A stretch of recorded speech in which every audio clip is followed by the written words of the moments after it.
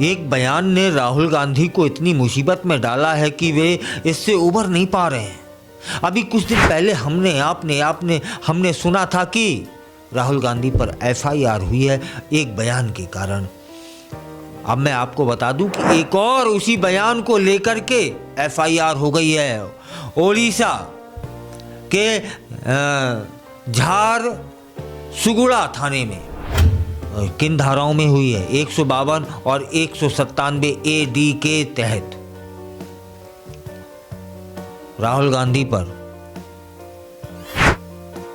जानबूझकर देश विरोधी बयान देने का आरोप है और कहा जा रहा है कि इससे हर भारतीय नागरिक आहत हुआ है।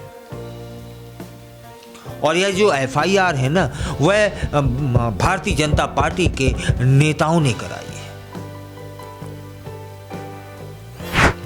7 फरवरी की रात 11:30 पर शिकायत दर्ज कराई गई थी, उनके खिलाफ FIR हुई है।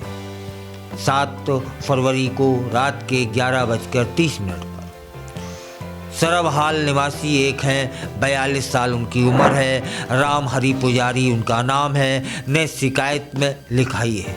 उन्होंने भाजपा और भाजपा युवा मोर्चा, RSS, बजरंग दल, भाजपा के लीगल सेल के सदस्यों ने मिलकर आरोप लगाया है कि विपक्ष के नेता राहुल गांधी जानबूझकर देश विरोधी बयान देते हैं। इससे हर एक भारतीय आहत होता है। अब आपको बता दूं कि पुलिस ने भी जांच शुरू कर दी है। FIR में जो लिखाया गया है, जो जानकारी हासिल हुई है, वह यह है कि राहुल गांधी के बयान ने अभिव्यक्ति की स्वतंत्रता की जितनी भी सीमाएं होती हैं उनको लांघ दिया है। भारतीय राज्य के खिलाफ अपनी लड़ाई का ऐलान किया उन्होंने, और यह सब उन्होंने जानबूझकर किया। लोगों में विध्वंसकारी गतिविधियों और विद्रोह को भड़काया है, ऐसे आरोप है। FIR में कहा गया है कि उनके द्वारा दिए गए बयानों से भारत की संप्रभुता और अखंडता कमजोर हुई है। शिकायत के बाद पुलिस ने जांच भी शुरू कर दी है। उस बयान को लेकर के यह दूसरी FIR है। तब फिर जान लेते हैं कि उनका बयान क्या था और उस बयान पर बवाल क्या मचा कि उसके चलते 2 FIR हो गई।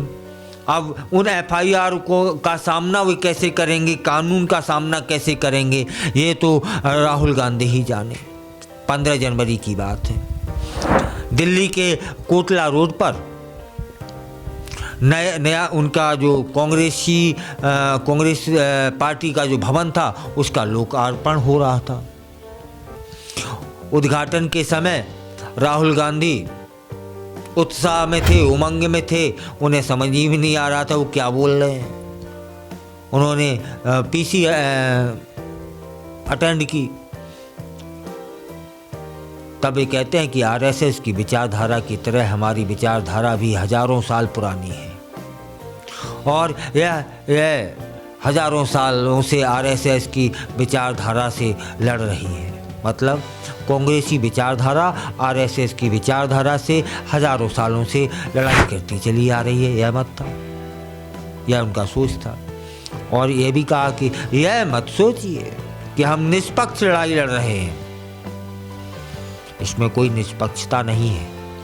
अगर आपको लगता है कि हम भाजपा या RSS नामक किसी संगठन से लड़ रहे हैं, तो आप समझ नहीं पाए हैं कि हम क्या कर रहे हैं और क्या हो रहा है।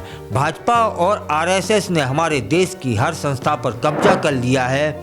अब हम भाजपा RSS के साथ साथ भारतीय राज्य के खिलाफ लड़ रहे हैं।